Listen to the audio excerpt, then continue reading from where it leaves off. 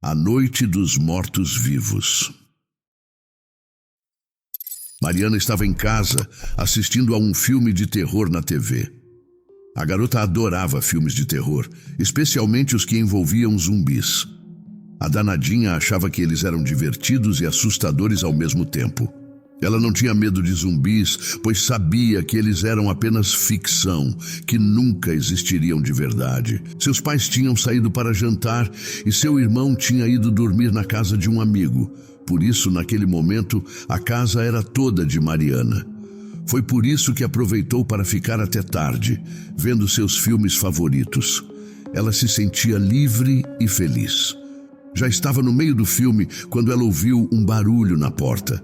Ela achou que fossem seus pais que tinham voltado mais cedo, se levantou e foi até a porta para recebê-los.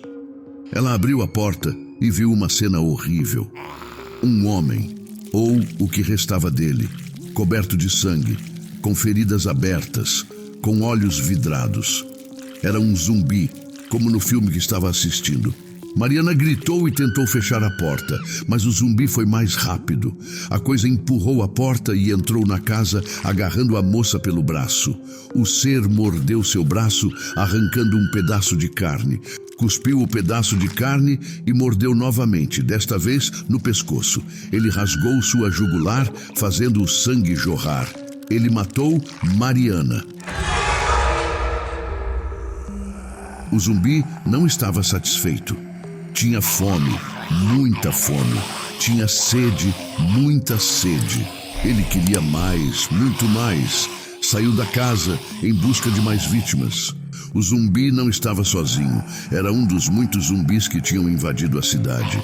As criaturas eram o resultado de um experimento científico que tinha dado errado.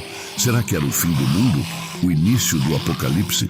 Os monstros se espalharam pela cidade, atacando as pessoas, transformando-as em zumbis. As feras não tinham piedade, nem razão, nem emoção. Só tinham instinto, o instinto de matar e comer.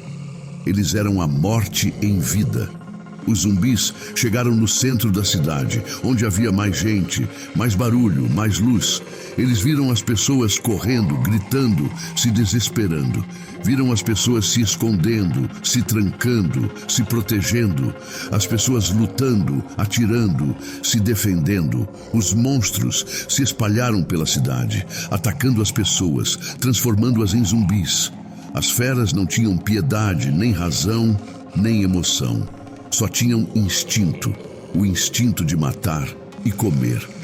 Eles eram a morte em vida.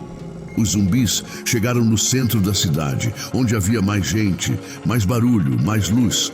Eles viram as pessoas correndo, gritando, se desesperando. Viram as pessoas se escondendo, se trancando, se protegendo.